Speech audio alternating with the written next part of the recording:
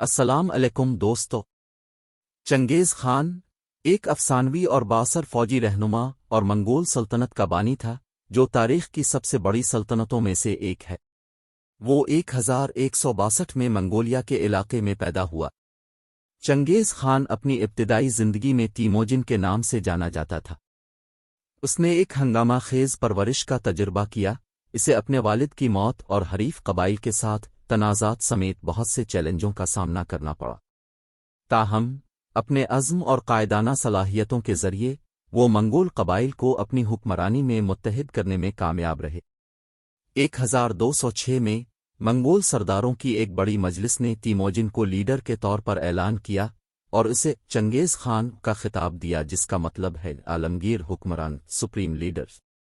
اس کی کمان میں منگول سلطنت نے کامیاب فوجی مہمات، فتوحات اور سفارتی حکمت عملیوں کے ذریعے تیزی سے توسیع کی۔ چنگیز خان کی فوج اپنے وقت کے لیے اچھی طرح سے نظم و ضبط، موبائل اور تکنیکی طور پر ترقی یافتہ تھی، جس کی وجہ سے وہ ایشیا اور یورپ کے وسیع علاقوں کو فتح کر سکتے تھے۔ چنگیز خان کی سلطنت مشرق میں بحیرہ جاپان سے لے کر مغرب میں بحیرہ کیسپیئن تک پھیلی ہوئی تھی، جس میں جدید دور کے چین، منگولیا، کوریا، وسطی ایشیا اور مشرق وسطی کے خطوں کو شامل کیا گیا تھا۔ اس کی فتوحات نے تاریخ کے دھارے کو نمایاں طور پر متاثر کیا، مشرق اور مغرب کے درمیان ثقافتی تبادلے اور اقتصادی ترقی میں سہولت فراہم کی۔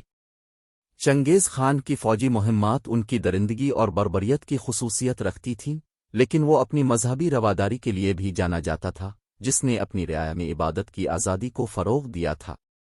1227 میں اس کی موت کے بعد منگول سلطنت اس کے جانشینوں کے تحت پھیلتی رہی اور اپنے پوتے قبلئی خان کے تحت اپنے عروج پر پہنچی، جس نے چین میں یوان خاندان قائم کیا۔